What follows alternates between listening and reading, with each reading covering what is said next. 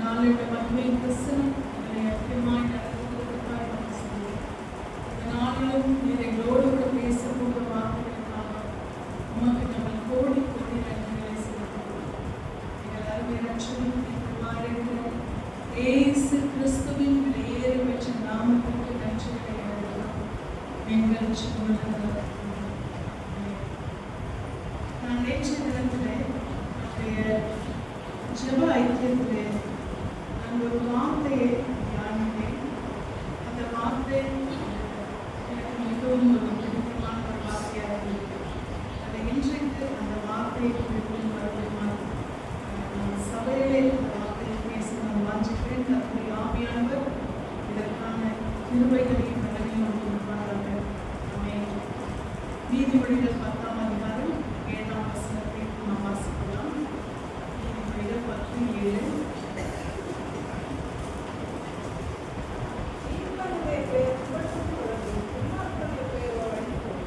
ஆமென்.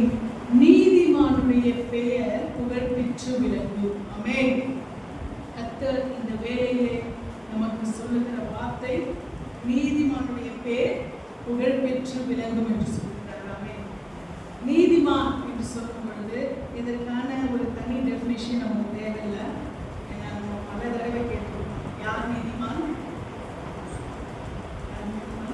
இப்ப நம்ம இல்லையா? நம்ம நீதிமான் இல்லையா? கர்த்தருடைய நீதியினாலே நீதிமான்களாக்கப்பட்ட நம்ம எல்லாருமே நீதிமான்களாக்கப்பட்டவர்கள். நாம தனிப்பட்ட முறையில நீதிமான் கிடையாது தான். ஆனால் அவருடைய நீதினாலே நாம் என்னவா இருக்கிறோம்? அவருடைய நீதினாலே, கர்த்தருடைய நீதினாலே நாம் நீதிமான்களாக்கப்பட்டிருக்கிறபடினாலே கர்த்தர் நம்மை நீதிமான்களாய் மாற்றியிருக்கிறார். ஹல்லேலூயா. அவருடைய நீதி நம்மை என்ன செய்திருக்கிறது? நீதிமான்களாய் மாற்றியிருக்கிறது. அப்படியானால் கர்த்தர் யாருடைய பேரை மகிமைப்படுத்துவார்? யாருடைய பேரை கீர்த்தியாக்குவார், புகழ்ச்சியாக்குவார்? யாருக்கு? என் பேருன்னு சொல்லுங்களேன். அல்லேலூயா. யார் பேரு? என் பேருன்னு சொல்லுங்க. அல்லேலூயா. என்னுடைய பேரை நான் அவருடைய ரத்தத்தினாலே கழுவப்பட்டிருக்கிறேன். அவருடைய நீதினாலே நான் நீதிமானாக்கப்பட்டிருக்கிறேன். அதனால கர்த்தர் என்னுடைய பேரை ஆண்டவர் புகழ் பெறச் செய்வார். என்னுடைய பேருக்கு ஆண்டவர் புகழ்ச்சியை உண்டாக்குவார் என்று சொல்லி நாம் கர்த்தருடைய நாமத்தை மகிமைப்படுத்த வேண்டும். நீதிமானுடைய பேர் புகழ் பெற்று விளங்கும். அல்லேலூயா. நாம் நீதிமான்களாய் இருக்கிறபடினாலே நிச்சயமாய் கர்த்தர் நம்முடைய பேரை அவர் புகழ் பெற்று விளங்க பண்ணுகிறவராய் இருக்கிறார். ஆமென்.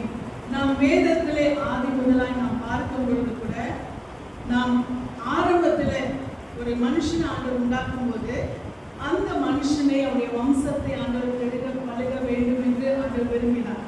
ஆனால் அந்த மனிதன் ஆதி மனிதனாய் இருக்கிற அந்த ஆதாம் அந்த கிருபையை அவன் இழந்து விட்டபடினாலே கர்த்தர் அடுத்து அவருக்கு பயப்படுகிற மனிதர்களை அவர் தேடும் பொழுது ஆண்டவர் அந்த சந்ததியிலே நோவா என்ற மனிதரை அவர் தெரிந்திருக்கிறார்.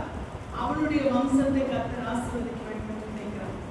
அதற்கு பிறகாக அதை தொன்று தொட்டு நாம் வரும் பொழுது ஆபிரகாம், ஹல்லேலூயா, ஆபிரகாம் என்ற மனிதன் அநேக அதாவது தலைமுறைகள் மாறும் பொழுது உண்டாக்கினவரை மறந்து போகிற ஒரு சூழ்நிலை வந்தது. படைத்தவரை மறந்து போகிற ஒரு நிலை வந்துவிட்டது. படைத்தவரை மறந்து போனதுனாலே ஜனங்கள் என்ன செய்தார்கள் சொன்னால் படைப்புகளை தேட ஆரம்பித்தார். சிருஷ்டிப்புகளை, அவர் சிருஷ்டிகரை மறந்து சிருஷ்டிப்புகளை, உண்டாக்கினவரை மறந்து உண்டாக்கப்பட்டவைகள் என்ன செய்தார்கள்? தேட ஆரம்பித்தார்கள். தாங்கள் காணுகிறதற்கு ஒரு உருவம் வேண்டும், தாங்கள் கண்டு வழிபடும்படியாக ஒரு வடிவம் வேண்டும் என்று சொல்லி ஜனங்கள் தீர்மானித்தார்கள். ஆனால் அவர் அதரிசனமான தேவன். நாம் ஆராதிக்கிற தேவன் யாரு? அதரிசனமானவர். கண்டு ஆராதிக்கிறவர் அல்ல, நாம் காணாதவரை ஆராதிக்கிறோம். ஆனால் அந்த நாட்களிலே ஜனங்கள் என்ன செய்கிறார்கள் சொன்னால் தாங்கள் ஆராதிக்கிறதற்கு ஒரு கண்ணால் காண்கிற ஒரு தெய்வம் எனக்கு வேண்டும் என்று சொல்லி அவர்கள் விரும்பினார்கள். கண்ணால் பார்க்கிற ஒரு தெய்வம் எனக்கு வேண்டும் என்று சொல்லி ஜனங்கள் விரும்பினார்கள். இப்படி அவர்கள் கண்ணால் பார்க்கிற ஒரு தெய்வம் தங்களுக்கு வேண்டும் என்று சொல்லி அவர்கள் விரும்புகிறபடினாலே அவர்கள் என்ன செய்தார்கள் என்று சொன்னால், அவர் என்ன செஞ்சாங்க?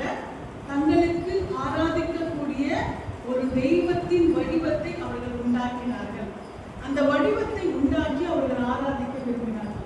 இப்படித்தான் அன்றைக்கு ஒரு விக்கிரக ஆராதனை ஏற்பட்டது. இந்த விக்கிரக ஆராதனை ஏற்படுகிற அந்த தருவாயில தான் ஆபிரகாம் என்ற ஒரு மனிதனுடைய குடும்பமும் இருந்தது. இதை அந்த மனிதனுடைய தகப்பனார் என்ன செய்கிறார்னு சொன்னால், அதை ஒரு வியாபாரமாய் அவர் செய்கிறார். என்னது? அந்த வடிவத்தை அவர் உண்டாக்கி, அந்த சிலையை உண்டாக்கி, அதை என்ன பண்றாரு? ஜனங்களுக்கும் அதை விற்று அதையே தானும் என்ன செய்கிறார்? வழிபட்டு கொண்டிருக்கிற ஒரு வேலையில தான் இந்த மனிதனுக்கு ஒரு கேள்வி வருகிறது. நான் ஆராதிக்கிற தேவன் யார்? நானே உண்டு பண்ணி நானே ஆராதிக்கிறவன், நான் வடிவம் கொடுத்து நான் ஆராதிக்கிறவன் தான் தெய்வமா? அப்படி என்ற ஒரு கேள்வி அவருக்கு வருகிறது. இதை நீங்க எந்த அதிகாரத்தை ஆதியாகமத்துல போய் தேடாதீங்க, இல்ல வேற எங்கேயும் போய் தேடாதீங்க. ஏன்னா இது வேதத்துல இல்லை, இது சரித்திரம். ஆபிரகாமை குறித்த சரித்திரத்துல, அவரை குறித்த அந்த சரித்திர புத்தகத்திலே, அவரை குறித்த அவருடைய வம்சத்தை குறித்த அந்த ஆராய்ச்சியிலே, கல்தேய தேசத்திலே ஒரு வாழ்ந்த இந்த மனிதனை குறித்த அவருடைய சரித்திரத்தை, அவருடைய வாழ்க்கையின் சரித்திரத்தை குறித்து இப்படிப்பட்ட ஒரு சம்பவம் இடம்பெற்றிருக்கிறதாய் வேத ஆராய்ச்சியாளர்கள் அதை குறித்து சொல்லியிருக்கிறார். அப்படிப்பட்ட ஒரு நிலைமையில நானே வடிவம் கொடுத்து நானே ஆராதிக்கிறவர் தான் இதெல்லாம் என்று சொல்லி அவருக்கு ஒரு எண்ணம் தோன்றும் பொழுதுதான் அவர் என்ன செய்கிறார்? அந்த கேள்வியோடு அவர் காணப்படுகிறார். அதற்கான ஒரு சோதனையும் அவர் உண்டாக்குகிறார். அப்படிப்பட்ட நிலைமையில் அவருடைய தகப்பனார் உண்டாக்கியிருந்த அந்த சிலைகள் இருக்கக்கூடிய அந்த இடத்துல அவர் போய் என்ன செய்கிறார்? அதை எல்லாவற்றையும் நொறுக்கிவிட்டு அந்த கோலை அவர்களுடைய கருத்துல வைத்துவிட்டு வந்திருக்கிறார். மறுநாளுடைய தகப்பனார் அங்கே போய் பார்க்கும் பொழுது என்ன ஆகுதுன்னா, அங்க வந்து எல்லாம் நொறுங்கி கிடக்கிறது. ஆனா அந்த நொறுக்கப்பட்ட கரங்களில் என்ன இருக்கிறது? எல்லாவற்றின் கரத்திலும் போட்டிருக்கிறது. அப்படியானால் அவருக்கு ஒரே கோபம் வந்துச்சு. யார் இந்த காரியத்தை செஞ்சிருக்காங்க? உடனே இது என் பிள்ளைங்களை தவிர யாரும் இங்க போக முடியாது. உடனே பிள்ளைங்களுக்கு விசாரிக்கும் பொழுதுதான் ஆபிரகாம் சொல்லுகிறார், ஒருவேளை இது வந்து என்னது, அவங்களே என்ன பண்ணிருப்பாங்க, நீ பெரியவனா நான் பெரியவனான்னு அவங்களுக்குள்ள என்ன பண்ணிருப்பாங்க, அடிச்சு நொறுக்கிட்டு இருப்பாங்க. ஒருத்தருக்கு ஒருத்தர் சண்டை வந்துட்டு இருக்கணும். அதனால என்ன பண்ணிருப்பாங்க, அவங்களுக்குள்ளாகவே அடித்து நொறுக்கி விட்டு இருப்பாங்க அப்படின்னு சொல்லும்போது, அப்போ அவங்க அப்பா சொல்றாரு, கேட்கிறானே, இதை செஞ்சதே யாரு? நம்ம தான். இதை உருவாக்குனதே நாம தான். இதை போயிட்டு நீ என்ன பண்ற?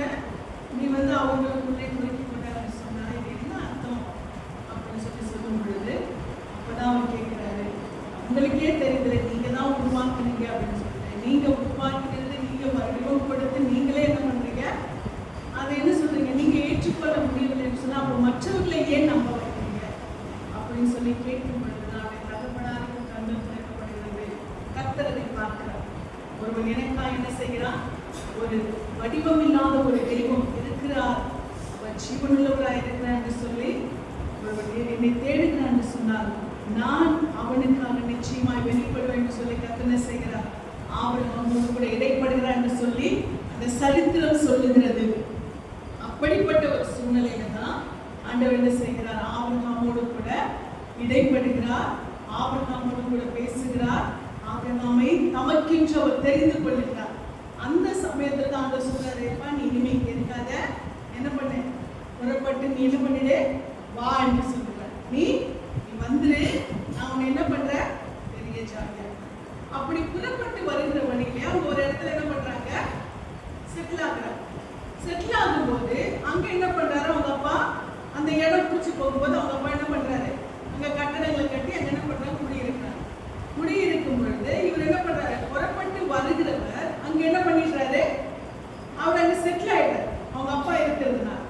அதுக்கு பிறகு அவங்க அப்பாவுடைய காலம் என்ன செய்கிறது, முடிகிறது. அப்ப ஆண்டவர் சொன்ன, நான் உன்னை வான்னு சொன்னேன், நீ ஏன் வரல? நான் உன்னை என்ன பண்ண, புறப்பட்டு வான்னு சொன்னேன், ஆனா நீ என்ன பண்ணல, நீ வரலையே. இப்ப ஆண்டவர் சொல்றாரு, இப்போ ஒரு வேலையை பிள்ளைகிட்ட சொல்றோம், ஒரு பசங்க கிட்ட சொல்றோம், கொஞ்சம் வந்து செஞ்சிருமா மாமா அப்படி பாப்பா அப்படி செய்யு சொல்றோம். அப்ப என்ன பண்ணுவாங்க, அவங்க என்ன பண்ணுவாங்க, அதுக்கு கொஞ்சம் தாமதப்படுத்தும் பொழுது என்ன ஆகும், போறியா இல்லையா அப்படின்னு சொல்றோம்ல, என்னது வான்னு சொல்றவங்க என்ன பண்ணுவோம், அடுத்தது போன்னு சொல்றோம் இல்லையா. போய் செய் முதல்ல அப்படின்னு சொல்லுவோம் இல்லையா? வந்து செஞ்சிருமா அப்படின்னு செஞ்சிருப்பா அப்படி ஏதோ ஒன்று நம்ம சொல்லும்போது அதற்கு செவி கொடுக்காத போது என்ன ஆகும்? போய் சீக்கிரம் செய் அப்படின்னு சொல்லுவோம் இல்லையா? அந்த மாதிரி தான் என்ன பண்றாரு? வான்னு சொன்னாரு. இப்ப என்ன பண்றாரு? அந்த வசனத்தை எடுத்து வாசிங்க. 12ஆம் அதிகாரத்திலே, ஆதியாகமம் 12ஆம் அதிகாரத்திலே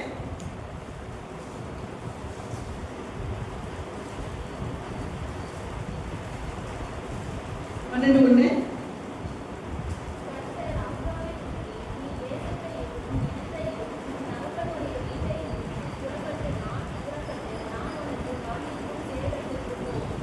இங்க இதுக்கு முன்னாடி வசனத்தை பாத்தீங்கன்னா ஆதியாகமம் 11ஆம் அதிகாரம் 31ஆம் வசனத்தை வாசிங்க.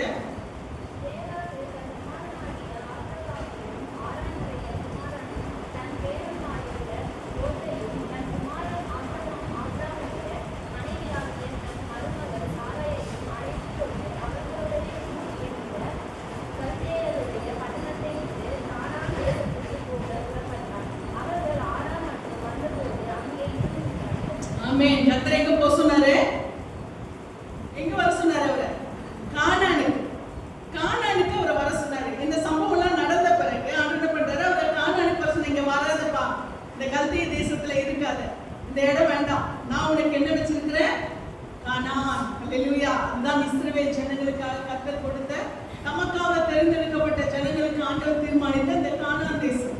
அப்போ நீ கல்தேய தேசத்துல இருக்காத, இனி என்னை மறக்கிற அந்த சூழ்நிலை உனக்கு வேண்டாம். நீ எனக்காக வைராக்கியம் காட்டினபடினால எங்க வா, கானானுக்கு வந்துரு, நம்ம கூடவே வர, கானானுக்கு நம்ம கூடவே தான் வர, நீ கானானுக்கு வந்துருன்னு சொல்லி ஆண்டவர் சொல்றாரு. அப்பதான் தேராகு யாரு? ஆபிரகாமுடைய அப்பா. தேராகு தன் குமாரனாகிய ஆபிரகாமையும் ஆரானுடைய குமாரன் தன் பேருமாயிருந்த லோத்தையும், ஆரான் என்ற அவருடைய மகன், இன்னொரு மகன், ஆபிரகாமுடைய இன்னொரு பையன் தான் ஆரான். ஆரானுடைய குமாரன் தான் யாரு? லோத்து. அப்ப லோத்து வந்து ஆபிரகாமுக்கு தம்பி இல்ல, லோத்து வந்து ஆபிரகாமுக்கு யாரு? சகோதரனுடைய மகன். அப்போ இங்கே ஆரானுடைய குமாரனும் தன் பேருமா இருந்த லோத்தையும் தன் குமாரன் ஆபிரகாமுடைய மனைவியாகிய தன் மருமகள் சாராய். அப்போ அவங்க சாராள் இல்ல, சாராய். அப்போ இவங்களெல்லாம் கூப்பிட்டுக்கிட்டு யார் வர்றது? அவங்க அப்பா யாரு? தேராகு கிளம்பி வராரு. கல்தேய தேசத்துல இருந்து அவர் கிளம்பி வராரு.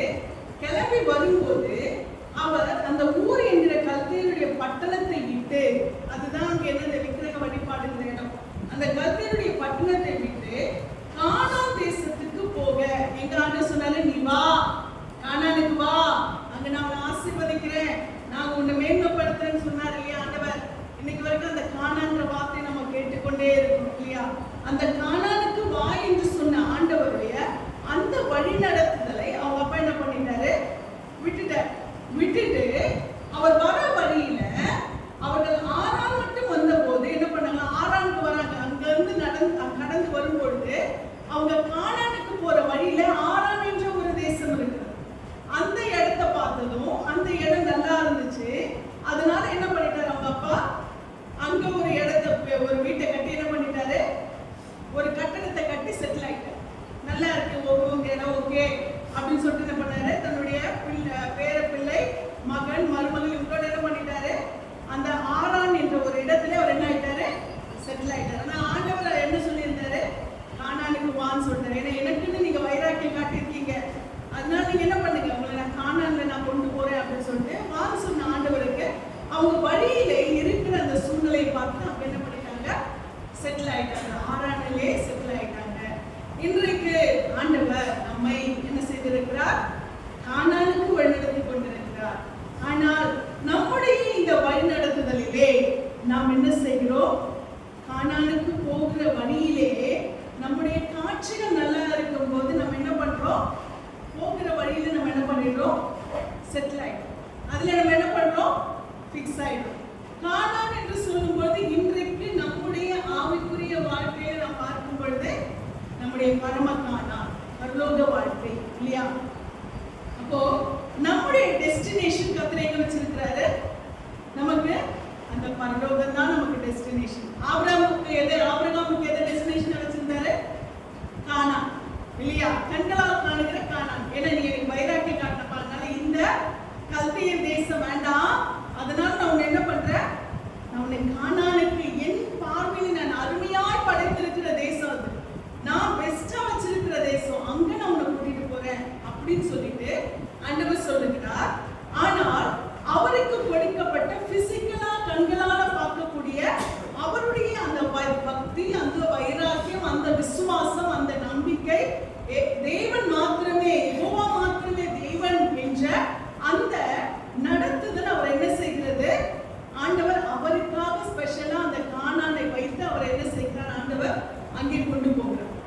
ஆனால் இந்த போகிற கானான் என்ற அந்த இடத்தை கர்த்தர் வச்சிருக்கும் போது இந்த ஆபிரகாம் அவருடைய அப்பா என்ன செய்கிறார், நாம இருந்த கல்தேய தேசத்தை விட, நமக்கு ஆண்டவர் காண்பித்த கானானை விட இந்த இடம் எப்படி இருக்குது, நல்லா இருக்கு. நம்ம கானானை இனிமேதான் போய் பார்க்க போறோம். ஆனா நமக்கு போற வழியில இருக்க இந்த ஆனா நமக்கு நல்லா இருக்குன்னு சொல்லி என்ன பண்ணிட்டாரு, அங்கே வீட்டை கட்டி கத்தல செய்கிறாரு. தேராக என்ன செய்கிறாரு, அங்கே தன் மகனோடும் தன் பேரப்பிள்ளையோடும் தன் மருமகளோடு செட்டில் ஆயிட்டார். இப்போ நம்முடைய வாழ்க்கையிலும் நாம் போகிற நம்ம இந்த உலகத்துல இருக்கிறோம், வாழ்கிறோம், சம்பாதிக்கிறோம், செயல்படுகிறோம், எல்லாமே இருக்கு. ஆனா இதெல்லாம் நம்ம பாடுபடாம எதுவுமே நம்ம செய்யணும் இல்லையா. இதை நம்ம அனுபவிக்கிறதுக்கு நம்ம என்ன பண்றோம், பாடுகள் இல்லையா, வலிகள், வேதனைகள், போராட்டங்கள் எல்லாவற்றோடு தான் நம்ம என்ன பண்றோம், சம்பாதிக்கிறோம், ஓடுகிறோம் இல்லையா. இப்படிப்பட்ட நிலைமையிலே நாம் சம்பாத்தியம் பண்ணுகிறோம். ஆனா நாம் சம்பாத்தியம் பண்ணுகிற இந்த ஆரானை போல் இருக்கிற, தேராகும் ஆபிரகாமும் செட்டிலான இந்த ஆரானை போல் இருக்கிற இந்த உலகத்தை நாம் பார்க்கும் பொழுது நம்ம என்ன நினைக்கிறோம், இன்னும் நம்ம நல்லா சம்பாதிக்கணும், இன்னும் நல்லா இந்த உலகத்துல வாழணும், இன்னும் நம்ம நல்லா புகழோட பேரோட நம்ம என்ன பண்ணணும், இருக்கணும். இந்த எண்ணம் நமக்கு என்ன பண்ணுது, இருக்கு. அதனால நம்ம என்ன பண்றோம், அந்த பரம கானான், ஆபிரகாமுக்கு பிசிக்கலா கண்களால் பார்க்கக்கூடிய அந்த கானான் இன்னைக்கு நமக்கு கொடுத்திருக்கிற பரலோகம் என்ற ஆவிக்குரிய கானான். இந்த கானான் என்ற ஒரு காரியம் நமக்கு என்னவாயிடுச்சு, செகண்டரி ஆயிடுச்சு. கரெக்டா, நமக்கு இரண்டாம் பட்சமா இருக்கிறது. ஏனென்றால் இதெல்லாம் நான் எவ்வளவு கஷ்டப்பட்டு நான் உழைத்து நான் சம்பாதித்திருக்கிறேன். அப்போ எனக்கு ஆண்டவர் என்னுடைய வாழ்நாட்டில் என்ன பண்ணணும், இன்னும் ஆசைப்படுமா, நம்முடைய யாருக்காவது நான் சீக்கிரம் மறிச்சு போகணுன்ற ஆசை வருமா, கஷ்டப்பட்டா கூட சரி நான் உயிரோட இருக்கணும், உண்மைதானே இல்லையா. கஷ்டப்பட்டா எவ்வளவு பத்திரப்பட்டாலும் சரி உயிர் மட்டும் போயிடக்கூடாது இல்லையா. மனுஷனுடைய எண்ணம் இல்லையா, ஜீவன் மட்டும் போயிடக்கூடாது. ஏன்னா நமக்கு நிறைய கமிட்மெண்ட்ஸ் இருக்கு, நம்ம நம்ம குடும்பம் இருக்கு, பிள்ளைகள் இருக்கு, அவங்களுடைய எதிர்காலம் இருக்கு. இதெல்லாம் இருக்கும்போது நம்ம என்ன பண்றோம், நான் கஷ்டப்பட்டாலும் பரவாயில்லை, எனக்கு என்னது இந்த ஜீவன் எனக்கு உடம்புல வேணும், நான் எத்தனை எவ்வளவு வயதானாலும் பரவாயில்ல, இந்த உலகத்துல நான் என்ன பண்ணணும், உயிரோட இருக்கணும். இது என்னவா இருக்கிறது, மனிதனுடைய விருப்பமா இருக்கு. எத்தனை பேருக்கு ஆண்டவரே நான் சீக்கிரமா என்ன பண்ணணும், நான் எங்க வந்துடணும், பரலோகத்துக்கு வந்துடணும் அப்படின்ற எண்ணம் பொதுவாகவே மனிதர்களுக்கு கிடையாது. அது சந்தோஷமான இடம் நமக்கு தெரியும் இல்லையா, அங்க ஆண்டவரோடு கூட இருக்க போறோம் தெரியும், அங்க வருத்தம் இல்லை, அழுகை இல்லை, பசி இல்லை, தாகம் இல்லை, கண்ணீர் இல்லை, குழம்பல் இல்லை, வேதனை இல்லை, கடன் இல்லை, கஷ்டம் இல்லை இல்லையா, ஆபத்து இல்லை, வியாதி எதுவுமே இல்லை, அதெல்லாம் நமக்கு தெரியும். ஆனாலும் அங்க போறதுக்கு நம்ம சீக்கிரமா போன விரும்புறோமா இல்ல. உண்மையா நம்ம மனசாட்சி படி பார்த்தோம்னா நமக்கு தெரியும் அந்த இடம் தான் நமக்கு சந்தோஷமான இடம் தெரியும். ஆனா நம்ம நினைக்கிறோமா, நான் சீக்கிரமா மறித்து நாங்க போகணும் நினைப்போமா, நிச்சயமா இல்லை இல்லையா. ஏன்னா நமக்கு இந்த வழியிலே போகிற இந்த போகிற வழி அந்த வே, இந்த ஆந்த வேல நம்ம என்ன பண்ணிட்டோம், செட்டில் ஆயிட்டதுனால நாம ஆண்டவருடைய சமூகம் என்று சொல்லும் பொழுது, அந்த பரலோகத்துக்கு சொல்லும் போது நாம் அதற்கு ஃபர்ஸ்ட் ப்ரையாரிட்டி நம்ம கொடுக்கறது கிடையாது இல்லையா. ப்ரையாரிட்டி நம்ம கொடுக்கறது நமக்கு அது அப்புறமா ஆண்டவர் இன்னும் தாமதிச்சா பரவாயில்ல, இன்னும் ஆண்டவரே எனக்கு ஜீவனை கூட்டி கொடுங்க, காலையில நான் எந்திரிக்கிறேன், ஆண்டவரே எனக்கு ஜீவனை கொடுத்தீங்க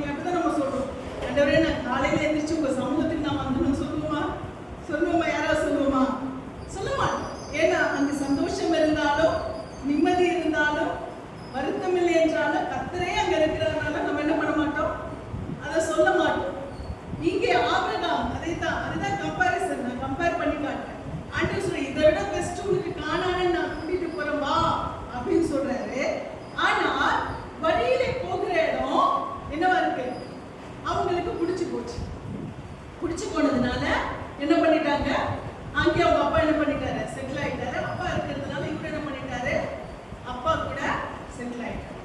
இப்ப என்ன ஆகுறதுன்னு சொன்னால், ஆண்டவர் சொன்னதீங்க, கானானுக்கு வா, பாப்பா நான் கூட்டிட்டு போறேன், வா நான் கூடவே வந்து நான் என்ன பண்றேன், உன்னை வழிநடத்துறேன். ஆனால் இவர் என்ன செய்கிறார், இங்கே செட்டில் ஆயிட்டதுனால இப்போ ஆண்டவர் என்ன செய்யறார், அதுக்கப்புறம் என்ன பண்றாரு தெரியுமா, அவங்க அப்பா 32ஆம் வசனத்துல வாசிங்க.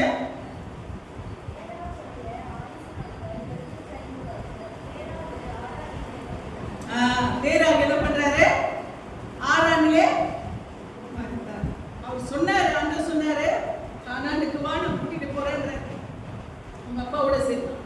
ஆனா என்ன பண்றாரு, அவங்க அப்பா அங்க இடம் நல்லா இருக்குன்னு ஆரான்ல இருந்துட்டாரு. இப்ப என்ன பண்ணாரு, மிஸ்டேக் யாரோடது, அப்பா இல்லையா? என்ன பண்ணாரு, உடனே நீ உங்க அப்பாவை இங்க மறிக்கிட்டோம், நீ இப்ப என்ன பண்ண, நீ எங்க கடந்து வா, எங்க போ, நான் சொல்லுகிற கானானுக்கு கடந்து போ. இப்போ என்ன செய்கிறார், அவங்க அப்பா என்ன பண்றாரு, வீட்டு வாசலாம் கட்டி அங்க செட்டில் ஆயிட்ட பிறகு இப்ப ஆண்டவர் என்ன பண்றாரு, அவங்க அப்பாவுடைய ஜீவனை எடுத்துக்கொள்கிறார். இப்ப எடுத்துக்கொண்ட பிறகு இப்ப என்ன பண்ணணும், ஆண்டவர் மறுபடியும் என்ன பண்றாரு, ஆபிரகாம் கிட்ட பேசுறாரு. இப்போ ஆரானிலே நல்ல செட்டில் ஆன அவங்க அப்பா நல்லா இருந்து விட்டாருன்னு சொன்னாங்க, இங்கதான் நம்ம இருக்கிறோம், இனிமே இங்க இருந்தெல்லாம் செட்டில் ஆயிட்டாங்க, வீடெல்லாம் கட்டி செட்டில் ஆயிட்டாங்க. ஆனால் ஆண்டவர் ஆபிரகாமை அழைக்கும் போது என்ன செஞ்சா தெரியுமா, அதுல இருந்து டென்ட் தான் ஆபிரகாம். ஹல்லேலூயா. அதுல இருந்து என்ன பண்றாரு, ஆண்டவர் அந்த கானானுக்கு போகிற வரைக்கும் என்ன செஞ்சா தெரியுமா, ஆண்டவர் ஆபிரகாமுக்கு டென்ட், எங்கேயுமே ஆண்டவர் வீடு கட்ட அனுமதிக்கவில்லை.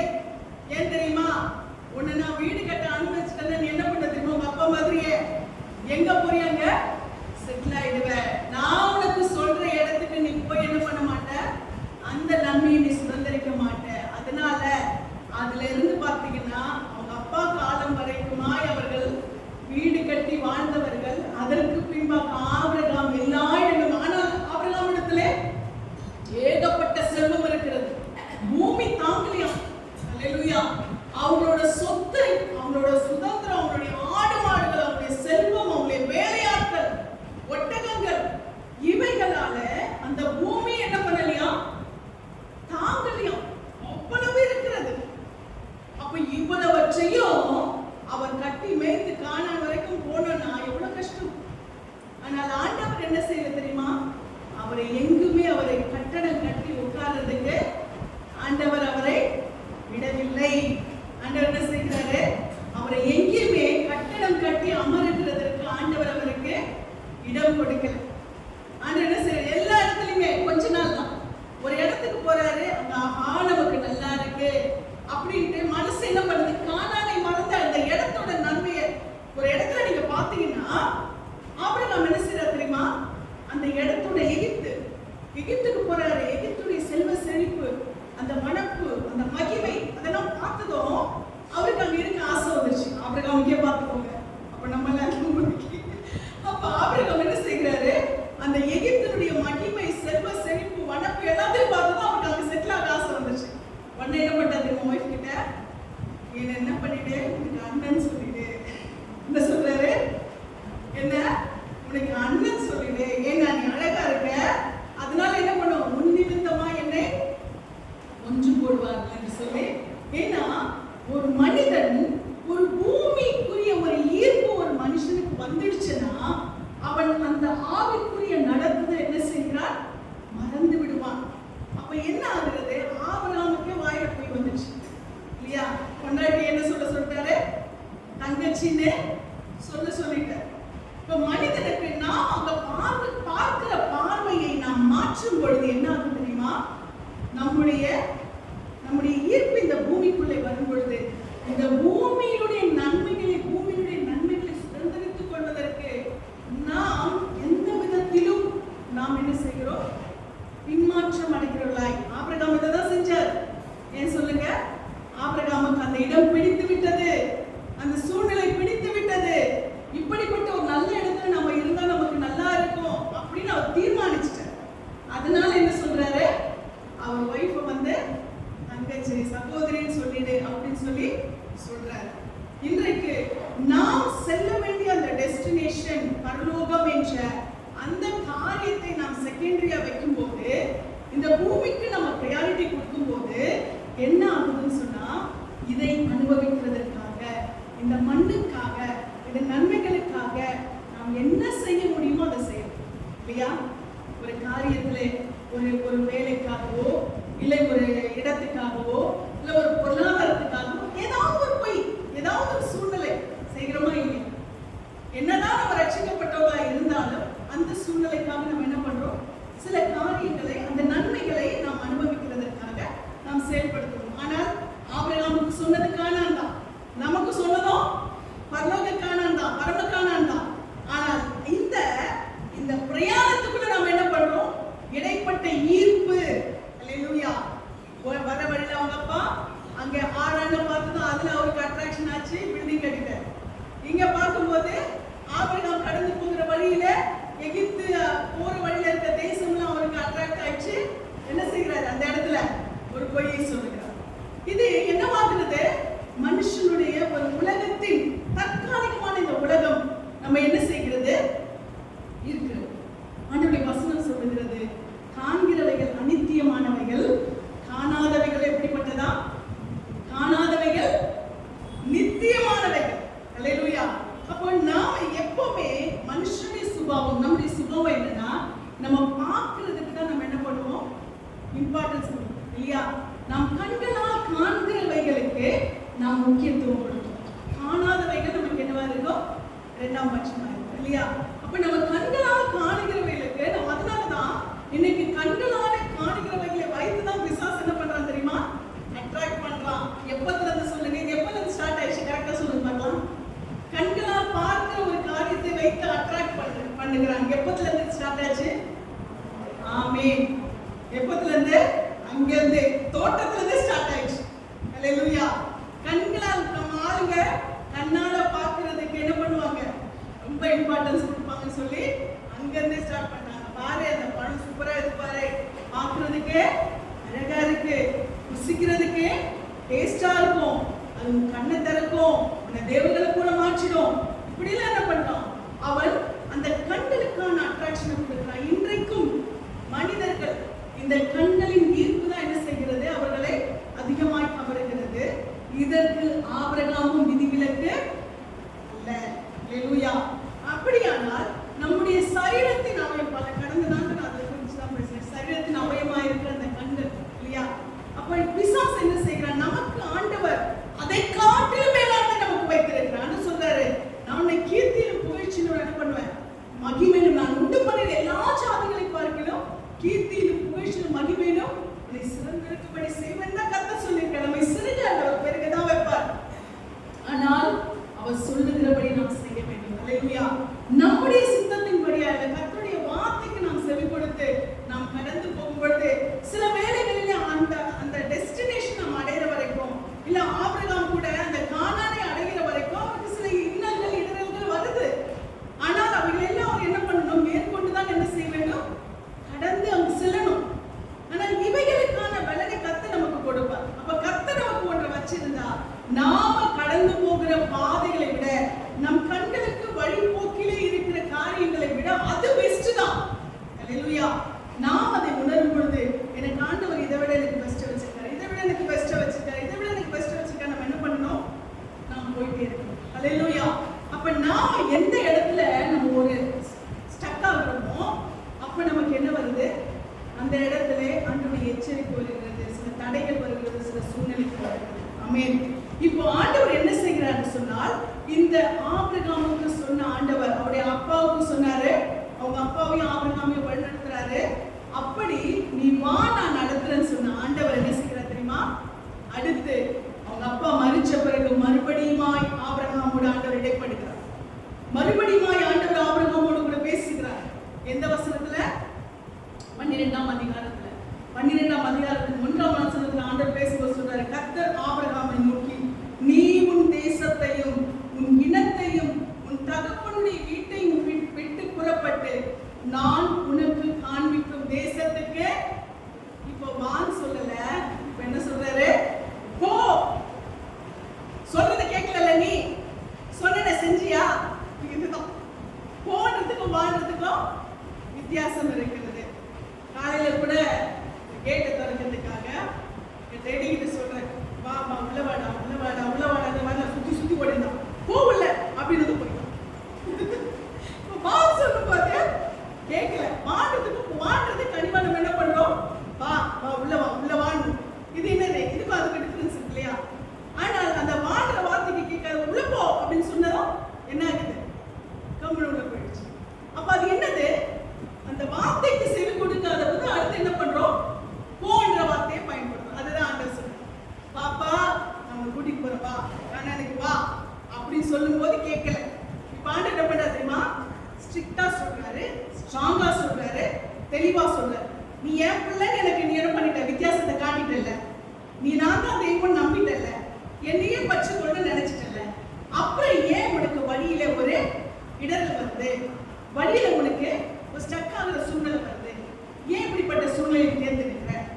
அதனால ஆண்டவர் சொல்றாரு, கர்த்தர் ஆபிரகாமை நோக்கி உன் தேசத்தையும் இனத்தையும் உன் தகப்பனுடைய வீட்டையும் விட்டு புறப்பட்டு. இப்ப நீங்க அப்பா இருந்ததுனால தானே நீ கூட இருந்த. உங்க அப்பா வரும்போது உங்க அப்பா மட்டும் வந்திருக்க மாட்டாரு, கூட என்ன பண்ணிருப்பாரு, அங்க இருக்க ஜனங்க எல்லாருமே என்ன பண்ணிருப்பாரு, கூட கூட்டிட்டு வந்திருப்பாரு.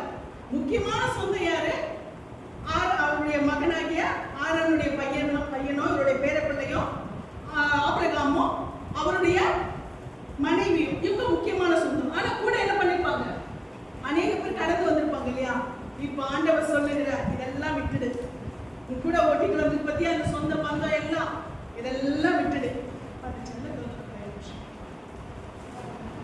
அப்போ இதெல்லாம் நீ என்ன பண்ணிடு, இதெல்லாம் விட்டுடு, இதெல்லாம் நீ என்ன பண்ணிடு, விட்டுட்டு நீ என்ன செய்ய, போ. என்ன சொல்றாரு, இதெல்லாம் விட்டுட்டு நீ போ. போகும்போது நான் என்ன பண்றேன், உன்னை நான் எப்படி பண்ணுவேன் அங்க சொல்றாரு, நான் உனக்கு காண்பிக்கும் தேசத்துக்கு போ, நான் உன்னை பெரிய ஜாதியாக்கி உன்னை ஆசீர்வதித்து உன் பேரை பெருமைப்படுத்துவேன். ஹல்லேலூயா. நான் இதுக்கு தான் உன்னை கூப்பிட்டுக்கிறேன், இதுக்கு தான் நான் உன்னை அழைச்சிருக்கிறேன். ஆனா நீ என்ன பண்ற தெரியுமா, இந்த தற்காலிகத்தை பார்த்து ஸ்டக் ஆயிடுறியே, தற்காலிகத்தை பார்த்து அங்கே செட்டில் ஆயிடுறேன். ஆனா நான் உன்னை அழைச்சது நோக்கம் என்ன தெரியுமா, வேற. நான் உன்னை பெரிய ஜாதியாக்கணும்னு நினைக்கிறேன், உன்னை ஆசீர்வதிக்கணும்னு நினைக்கிறேன், உன் பேரை நான் பெருமைப்படுத்தணும்னு நினைக்கிறேன். அதுக்கு தான் நான் உன்னை கூப்பிடுறேன். ஆனா நீ என்ன பண்ற, சொந்த பந்தங்களை சூழ்நிலைகளை தற்காலிகமான ஒரு ஆசீர்வாதத்தை பார்த்து நான் கொடுக்கிற அந்த சூழ்நிலையை மறந்துட்டிய மகனே அப்படின்னு சொல்லிட்டு ஆண்டவர் என்ன பண்றாரு, இங்க ஆண்டவர் சொல்ற, இதைத்தான் நம்ம நீதிமொழிகள்ல வாசிச்சோம், நீதிமானுடைய பேர் புகழ் பெற்று விளங்கும். ஹல்லேலூயா. ஆபிரகாம் என்ற நீதிமான் கர்த்தரை தேடுகிறார், கர்த்தரை விசுவாசிக்கிறார், கர்த்தர் மேல் நம்பிக்கை வைக்கிறார். கர்த்தர் தான் தேவன், யெகோவா தேவன் தான், நான் ஆராதிக்கிற உண்மையான தேவன் என்று சொல்லி அவர் நம்பிக்கை வைத்தபடினாலே கர்த்தர் அவரை நீதிமானாய் காண்கிறார். ஹல்லேலூயா. அந்த நீதிமானாய் காண்கிற தன்னுடைய மகனாகிய ஆபிரகாமை ஆண்டவர் பெருமைப்படுத்த விரும்புகிறார்.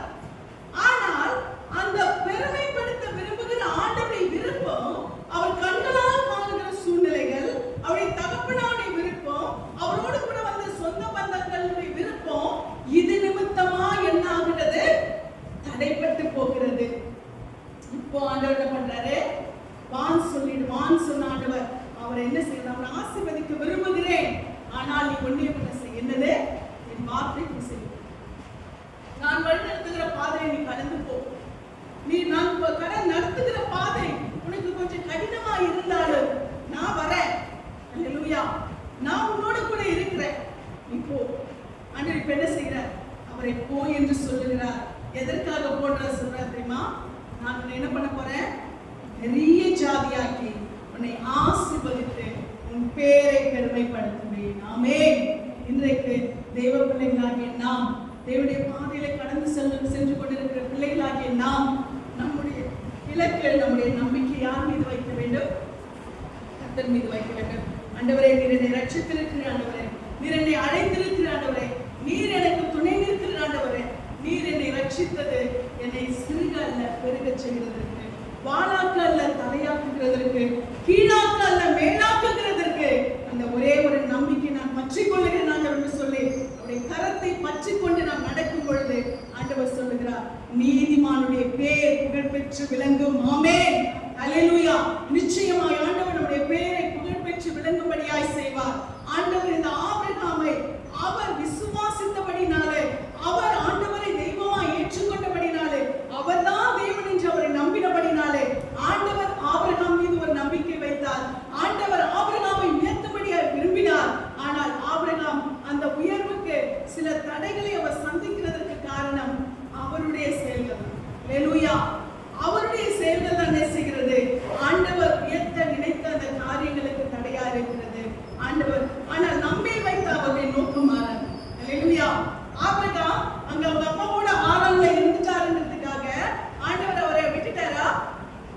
இல்ல. நான் உயர்த்தணும்னு நினைச்சேன், நான் உன் பேரை பெருமைப்படுத்தணும்னு நினைச்சேன், உன்னை நான் பெரிய ஜாதியாக்கணும்னு நினைச்சேன், உன்னை புகழோடு நான் வைக்கணும்னு நினைச்சேன். ஆனா நீ செவி கொடுக்கல. அதனால நான் என்ன பண்றேன்? உன்னை எங்கே விட்டுறேன்னு சொன்னாரா? இல்ல. அன்று என்ன பண்ற தெரியுமா? நான் உன்னை ஆசீர்வதிக்கவே ஆசீர்வதிப்பேன், உன்னை பெருகவே பெருக பண்ணுவேன், நீ ஆசீர்வாதமாய் இருப்பாய்ன்னு சொல்றாரு. ஹல்லேலூயா. நீ என்னதான் பண்ணாலும் சரி, நீ வழியில ஸ்டக்கானா கூட சரி, நான் உன்னை ஆசீர்வதிச்சுதான். ஹல்லேலூயா. என்ன நீ என் பிள்ளை இல்லையா? நீ என் பிள்ளை ஆயிட்டல்ல, நீ என்ன அப்பான்னு கூப்பிட்டுட்டல்ல, நீ ரட்சிக்கப்பட்டுட்டல்ல, நீ தேவனுடைய பிள்ளையா இருக்கிறல்ல, நீ என் ரத்தத்தினால பிறந்த பிள்ளை இல்ல, நான் உன்னை எப்படி விடுவேன்? ஹல்லேலூயா. அடிச்சு வச்சாவது கூட்டிட்டு போயிடுவேன். ஹல்லேலூயா. எப்படி ஆகிலும் கொஞ்சம் சில நொறுக்குதல்கள், நாம் சில மீறுதல்களை சந்திக்கும் போது என்ன வரும்? சில நெருக்கடிகளை நாம் சந்திக்க வேண்டியிருக்கும். சில நெருக்கடிகளை நமக்கு கொடுத்தாகிலும் ஆண்டவர் என்ன செய்வார் தெரியுமா? நம்மை நிச்சயமாய் அவர் கொடுக்க வேண்டிய உயர்வை நமக்கு கொடுத்து நம்மை நடத்துவார். ஏன்னா நம்முடைய சிரசின் மேல் அவர் ஆசீர்வாதங்களை வைத்திருக்கிறார். அதுக்கு முன்னாடி வசனம் நீதிமொழிகளை பார்த்தீங்கன்னா, நீதிமானுடைய சிரசின் மேல் ஆசீர்வாதங்கள் தங்கும். நீதிமொழிகளை வாசிக்கிறோம். நீதிமொழிகள் 10:6 வாசிக்கும் பொழுது நீதிமானுடைய சிரசின் மேல் என்ன இருக்கிறதா? ஆசீர்வாதங்கள் தங்கும். அதனால நம்முடைய தலைமையில் ஆண்டவர் ஆசீர்வாதம் வச்சுட்டார். ஹல்லேலூயா. நம்முடைய சிரசின் மேல் ஆண்டவர் ஆசீர்வாதம் வச்சுட்டார். இந்த ஆசீர்வாதத்தை நம்முடைய தலையின் மேல் அவர் வைத்து விட்டபடினாலே அந்த ஆசீர்வாதத்தை சுதந்திரித்துக் கொள்கிற வழிகள், அந்த வழிகளை விட்டு நாம் விலகி போனாலும் ஆண்டவர் என்ன பண்ணுவாரு? அதட்டியாவது கூட்டிட்டு வந்து அந்த ஆசீர்வாதத்தை வைப்பார். ஹல்லேலூயா. என்ன கொஞ்சம் நம்முடைய வழிகள் மாறும்போது கொஞ்சம் தாமதம் நமக்கு உண்டாகிறது. ஆனாலும் கர்த்தர் சொன்னது, அவர் வார்த்தை என்னைக்குமே என்னாகாது, மாறாது. ஏனென்றால் அவ்வளவு ஜனங்களிலும், அவ்வளவு ஜாதிகளிலும், அவ்வளவு கோத்திரங்களிலும் அந்த ஆபிரகாம் என்ற ஒரு மனிதன் உண்மையான தெய்வத்தை தேடினார் இல்லையா? அதுக்காக அவர் விட்டுருவாரா? ஹல்லேலூயா. அதுக்காக அவர் கைவிடுவாரா? அதுக்காக சொன்ன வார்த்தையை மாத்திடுவாரா? இல்ல. அதே போலதான் ஆண்டவர் இவ்வளவு ஜனங்களிலும், இவ்வளவு ஜாதிகளிலும் நாம் அவரை தெய்வமா பற்றிக்கொண்டல்ல. ஹல்லேலூயா. அவரை தகப்பனா ஏற்றுக்கொண்டல்ல, அவருடைய ரத்தத்தினால கழுவப்பட்டோம் இல்லையா? அதற்காக நம்மளை விட்டுவாரா? விட மாட்டார். ஹல்லேலூயா. நமக்கு சொன்னதை அவர் நிறைவேற்றும் அளவும் அவர் நம்மை கைவிடாது இருப்பார். ஹல்லேலூயா. நமக்கு சொன்னதை அவர் நிச்சயமா என்ன செய்வாரு? அவர் நிறைவேற்றுவார். ஆமென். இதற்கு இடைப்பட்ட சூழ்நிலைகள் வந்தாலும் கர்த்தர் நம்ம எப்படியாவது அவர் உருவாக்குகிற இடத்தில் நம்ம என்ன செய்கிறாரா? நிச்சயமாய் அவர் கொண்டு வந்து வைப்பார். அவர் உருவாக்க நினைத்த இடத்துல என்ன பண்ணுவாரு? அவர் கொண்டு வந்து வைப்பார். அவர் நினைச்ச வடிவத்துக்கு அவர் கொண்டு வந்த அந்த குயக்காலத்திலே ஒரு குயவன் அதை உருவாக்க எத்தனிக்கும் போது அது வடிவம் வரலன்னா கூட என்ன பண்றது தெரியுமா? அந்த மண்ணை தூக்கி போடுறது. பார்த்திருக்கீங்களா? அந்த மண்ணை இது நான் உருவாக்கின நினைச்ச வடிவம் வரல அப்படின்னு சொல்லி என்ன பண்ண மாட்டான்? அதை தூக்கி போட மாட்டான். ஏன்னா அந்த ப்ராசஸ் அதுக்கு கொண்டு வர்றதுக்கு அவன் எவ்வளவு பண்றா தெரியுமா? அந்த குயவன் என்ன செய்கிறான்? அந்த குய களத்துல அதை உட்கார வைக்கிறதுக்கு, அந்த மண்ணை அந்த குய களத்துல அந்த உருவாக்குற அந்த சக்கரத்துல அதை உட்கார வைக்கிறதுக்குள்ள அதை எவ்வளவு மிதிக்கிற இல்லையா? அதுக்கு எவ்வளவு, அதுக்குள்ள என்னென்ன காரியங்கள், அது வடிவம் வராதபடிக்கு எத்தனை காரியங்கள் தடையா இருக்கிறதோ அது எல்லாம் எவ்வளோ சூழ்நிலைகளை உண்டாக்கி அதெல்லாம் சரி பண்ற. இவ்வளவோ சரி பண்ணிட்டு அந்த ஷேப் கொடுக்கும்போது அது வரலன்னா எனக்கு இந்த ஷேப் எல்லாம் தூக்கி போட்டுவாரா? போட மாட்டார். ஏன்னா நம்மை உருவாக்குறதுக்கு நிறைய பண்ணிட்டாரு ஆண்டவர் இல்லையா? நம்மை ஒரு பாத்திரமாய், அவருக்கு பிரயோஜனமான ஒரு பாத்திரமாய் நம்ம உருவாக்குகிறதுக்கு ஆண்டவர் என்ன பண்ணிட்டாரு? எவ்வளவு செஞ்சுட்டார். எவ்வளவு செஞ்சுட்ட பிறகு அதுல உட்கார வச்சு அந்த குய களத்துல அந்த சக்கரத்துல வச்சு வடிவம் கொடுக்கறதுக்கு நமக்கு அந்த ஷேப் வரலன்னு சொல்லிட்டு அந்த மண்ணை தூக்கி அந்த குயவன் தூக்கி போட்டுவானா? அதே போலதான் ஆண்டவர், இது என்னுடைய வடிவத்துக்கு வரல, நான் நினைச்ச வடிவத்துக்கு வரலன்னு தூக்கி போட மாட்டேன். ஏன்னா அந்த ப்ராசஸ்க்கு வந்துட்டோம், வடிவம் தான் வரல. ஹல்லேலூயா. அதனால என்ன பண்ணுவார் தெரியுமா? மறுபடியும் எடுப்பார், மறுபடியும் அதை சரி பண்ணுவார், மறுபடியும் அதை வச்சு என்ன பண்ணுவாரு? நம்மை உருவாக்கிடுவார். ஹல்லேலூயா. ஏன்னா நமக்கு செய்ய வேண்டிய ப்ராசஸ் அவர் செஞ்சு முடிச்சிட்டார். இப்போ ஒன்னே பண்ணுதான். ஆண்டவர் என்ன பண்ணணும்? என்ன செய்யணும்? நம்மை உருவாக்க வேண்டும், அந்த வடிவத்துக்கு நம்மை கொண்டு வர வேண்டும். அதுதான். அதனால ஆண்டவர் நம்மை தூக்கி எறிய மாட்டார். எல்லாமே அவர் செஞ்சு முடிச்சார். உருவாக்கப்படுகிறதற்கான எல்லாவற்றையும் நம்மை கொண்டு என்ன பண்ணிட்டாரு? ஆண்டவர் செஞ்சு முடிச்சிட்டார். இவ்வளவு கஷ்டப்பட்டு நமக்காக எல்லாத்தையும் அவர் செஞ்சுட்டு இந்த வடிவம் வரலன்ட்டு அவர் தூக்கி போட்டுவாரா? போட மாட்டாரு. தைரியமா இருங்க. ஹல்லேலூயா. எந்த சூழ்நிலை வந்தாலும் ஆண்டவர் நம்மை கைவிட மாட்டார். ஆமென். நம்மை கைவிடாத தேவன் நிச்சயமாய் நம்மை உருவாக்குவார், நம்மை மகிமைப்படுத்துவார். நம்மை எந்த இடத்திலே உருவாக்கி அமர வைக்க வேண்டுமோ அந்த இடத்திலே அவர் உட்கார வைப்பார். ஹல்லேலூயா. அவர் எளியவனை புழுதியிலிருந்து எடுத்து சிறியவனை குப்பையிலிருந்து உயர்த்துகிறார். அவனை பிரபுக்களோடும் தமது ஜனத்தின் அதிபதிகளோடு என்ன செய்கிறாரா? உட்கார பண்ணுகிறார். ஆமென். நமக்கான அநேக காரியங்களை அவர் செய்து முடித்த பிறகு அநேக சூழ்நிலைகளை நாம் என்ன செஞ்சிருக்கிறோம்? அநேக சோதனைகளுக்கு நாம் விட்டு கொடுத்து நாம் கடந்து வந்துட்டோம். நம்மை உருவாக்குகிற நேரம் ஆண்டவர் நிச்சயமா என்ன பண்ணுவாரு?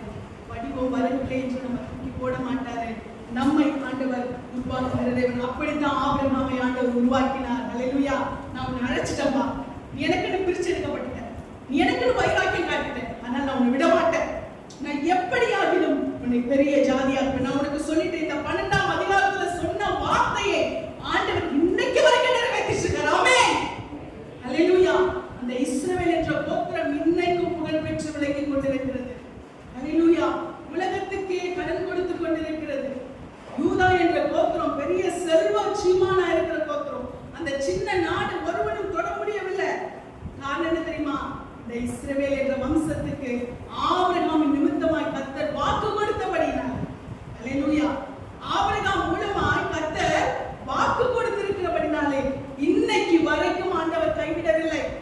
ஆனா அந்த சந்ததி எத்தனையோ சூழ்நிலை என்ன பண்ணிருக்கு தெரியுமா? அது விலகி போயிருக்கிறது. ஆனாலும் ஆண்டவர் இந்த ப்ராசஸ்ல வச்சுட்டார். ஹல்லேலூயா.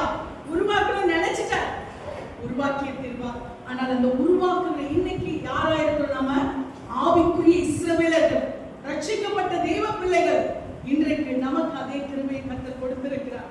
இன்னைக்கு ஆண்டவர் நம்மை உருவாக்குகிற தேவன்.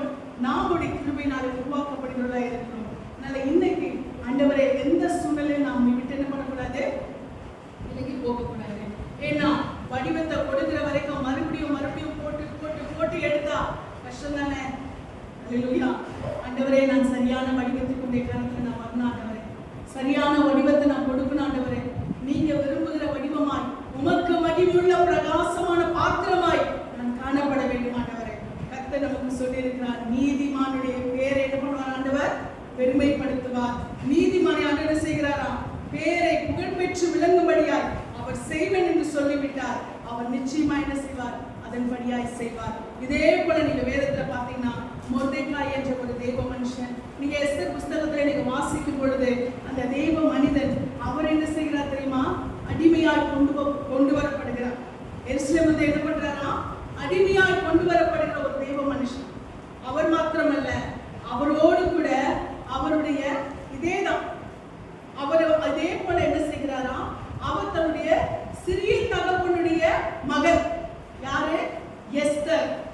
சிறிய தகப்பனுடைய மகளா இருக்கப்பனா மொர்தெக்காய்க்கு அவ யாரு? தங்கச்சி. அப்போ சிறிய தகப்பனுடைய மகளையும் என்ன செய்கிறாங்க? அடிமையாய் கொண்டு வருகிறாங்க.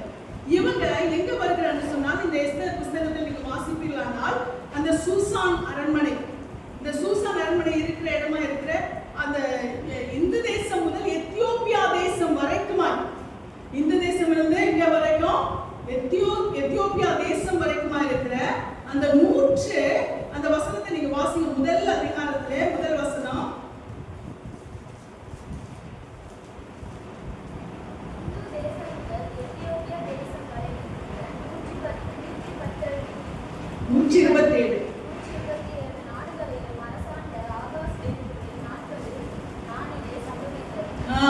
இங்க இந்து தேசம் முதல் எத்தியோப்பியா, இந்த தேசம் எது தெரியுமா?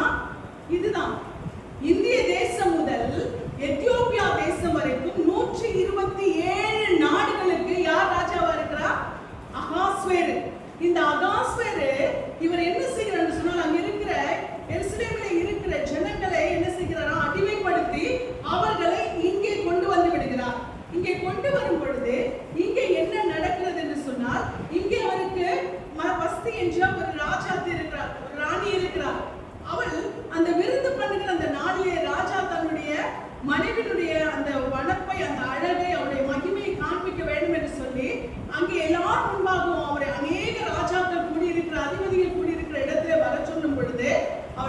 மாட்டேன் என்று சொல்லுகிறார். இது அநேகருக்கு முன்பாக ராஜாவுக்கு என்னவாயிடுது? ஒரு அவமானமாகி விடுகிறது. இந்த அவமானத்தின் நிமித்தமாய் மற்ற அந்த தேசத்தில் உள்ள மற்ற அவருடைய மந்திரிகள் அதிபதிகள் எல்லாம் சொல்றாங்க, ராஜாவுக்கு கீழ்ப்படியலனா அப்ப யாரு கீழ்ப்படிவான்னு ஜனங்க சொல்லுவாங்க. இது மற்ற பெண்களுக்கெல்லாம் என்னவாயிடும்? ஒரு கீழ்ப்படியாமைக்கு முன்மாதிரியாய் மாறிவிடும். அவர்கள் தங்கள் கணவர்களை மதிக்க மாட்டாங்க. அதனால ராஜாவே நீங்க என்ன பண்ணிடுங்க, இந்த ராஜாத்தை உங்களுக்கு வேண்டாம், நாங்கள் நல்ல மகிமையான ஒரு ராஜாத்தை உங்களுக்காக தேர்ந்தெடுக்கிறோம் என்று சொல்லி அப்படியாய் தேர்ந்தெடுக்கப்பட்ட அநேக பெண்களிலே ஒருத்தி தான் யாரு? அந்த அநேக பெண்களிலே ஒருத்தியா யார்? எஸ்தர். இந்த மொர்தெகாய் என்ற மனிதனுடைய அண்ணன் மகள். அல்லேலூயா. சாரி, யாரு? சித்தப்பா, சிறிய தகப்பன். என்ன வேணும்? அண்ணன் முறை தான் வேணும். அப்ப இந்த அண்ணன் முறை, அப்ப இந்த அண்ணன் முறையில இருக்கிற இந்த மொர்தெகாய் இவருடைய இந்த பெண்ணை என்ன பண்றாங்க? தேர்ந்தெடுக்கிறாங்க. தேர்ந்தெடுத்து அவள் அந்த 127 நாடுகளுக்கும் அவள் என்னவாய் மாறுகிறார்? ராணியாய் மாறுகிறார். ஆனா அவள் ராணியா மாறிட்டா. ஆனா மொர்தெகாய் எப்படியா இருக்கிறாரு?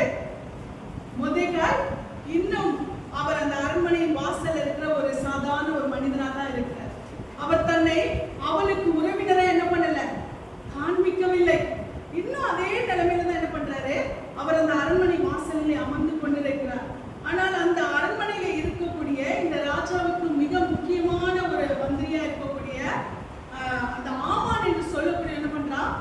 இந்த மொர்தெகாயை அழிக்க வேண்டும் என்று சொல்லி அவன் தீர்மானிக்கிறான். ஏன்னா மொர்தெகாய் அவனுக்கு மதிப்பு கொடுக்கவில்லை என்பதனால அவரை அழிக்க வேண்டும் என்று சொல்லி அவன் தீர்மானிக்கிறான். ஆனாலும் மொர்தெகாய் தேவனுடைய பிள்ளையா இருக்கிறபடினால இவன் தன்னை தாழ்த்துகிறார். எந்த சூழ்நிலை ஆனால் ஆண்டவர் தன் பிள்ளைகளை அவர் வைத்திருக்கிற அந்த மேன்மை என்பது என்றைக்குமே அது மாறாததா இருக்கிறது. இங்கே பார்க்கும் பொழுது ஒரு காலம் வருகிறது, ஒரு சமயம் வருகிறது, அவன் மொர்தெகாயோடு சேர்த்து யூதர்களை அழிக்க திட்டமிடுகிறான். ஆனால் எஸ்தர் அவள் யாரு? யூதர் கோத்திரம் என்று அவனுக்கு தெரியாது. இப்படிப்பட்ட சூழ்நிலை மொர்தெகாயை அழிக்கணும்னு நினைச்சு அவன் என்ன பண்றான்? ராஜாத்தியா இருக்கக்கூடிய எஸ்தருடைய எண்ணத்தை அவன் அழிக்க நினைக்கிறான். ஏன்னா எஸ்தர் இவனுடைய மொர்தெகாய் எஸ்தருடைய உறவினர் என்றும் தெரியாது அவனுக்கு. இந்த சூழ்நிலையில தான் அந்த ராஜாத்தி விருந்து பண்ணுகிறார். அந்த விருந்துக்கு ஆமானை அழைக்கிறார். அந்த விருந்திலே ஆமானை குறித்து இந்த எஸ்தர் ராஜாத்தி சொல்லுகிறார் என்னவென்று, இவன் என்னுடைய இனத்தை அழிக்க பார்க்கிறான் என்று சொல்லி. அப்பதான் அவனுக்கு தெரியுது அவன் யாரு? யூத குலம் என்று அந்த ஆமானுக்கு தெரிகிறது. இந்த நிலைமையில தான் இந்த மொர்தெகாய் யாருடைய உறவினர் என்று தெரிகிறது? எஸ்தருடைய உறவினர். அந்த காலம் வருகிற வரைக்கும் இந்த மொர்தெகாய் எப்படி இருக்கிறாரு? அமைதியா இருக்கிறார், எளிமையா இருக்கிறார், தாழ்மையா இருக்கிறார், தன்னை தாழ்த்தி கொண்டு இருக்கிறார். ஆனால் ஆண்டவர் எந்த சூழ்நிலை அந்த நிலைமையில தன் பிள்ளைகளை என்ன பண்ண மாட்டாரு? அவர் விட மாட்டார். அல்லேலூயா. டைம் வந்துச்சு. அந்த சமயம் வரும்போது நீங்க பாத்தீங்கன்னா அந்த மொர்தெகாயுடைய தலையை ராஜா என்ன செய்கிறார்? உயர்த்துகிறார், மகிமைப்படுத்துகிறார். இந்த ஆமான் மொர்தெகாய் யூத ஜனங்களை அழிக்க நினைத்த அந்த ஆமானுக்கு அந்த தூக்கு மரம் செய்யப்பட்டது. அவன் எந்த மொர்தெகாயை அழிக்கிறதுக்கு அந்த தூக்கு மரத்தை உண்டு பண்ணினானோ அதே தூக்கு மரத்துல யார் போடப்பட்டா? ஆமான் போடப்பட்டான். அதற்கு பின்பாக மொர்தெகாய் எஸ்தருடைய உறவினர் என்று அறிந்த பிறகு அவனுக்கு எல்லா மகிமையும் அவனுக்கு கொடுக்கப்படுகிறது என்று சொல்லி நாம் பார்க்கிறோம். எஸ்தர் 9ஆம் அதிகாரம் 31ஆம் வசனத்துல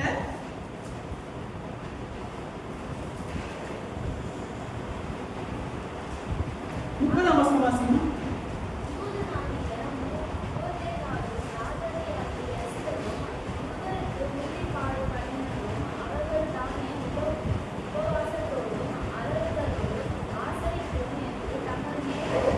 தங்கள் சத்திய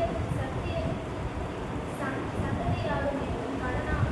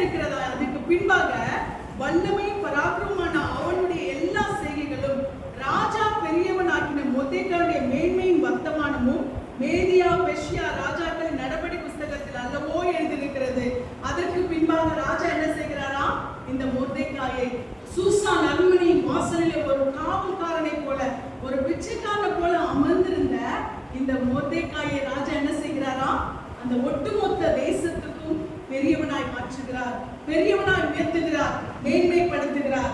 ஆண்டவர் தம்முடைய பிள்ளைகள். ஆனா அவங்க அந்த அந்த தேசத்துக்கு வந்தது எப்படி தெரியுமா? எப்படி வந்தாங்க? அந்த தேசத்துக்கு அடிமைகளாய் வந்தார்கள், சிறைபிடிக்கப்பட்டு வந்தார்கள்.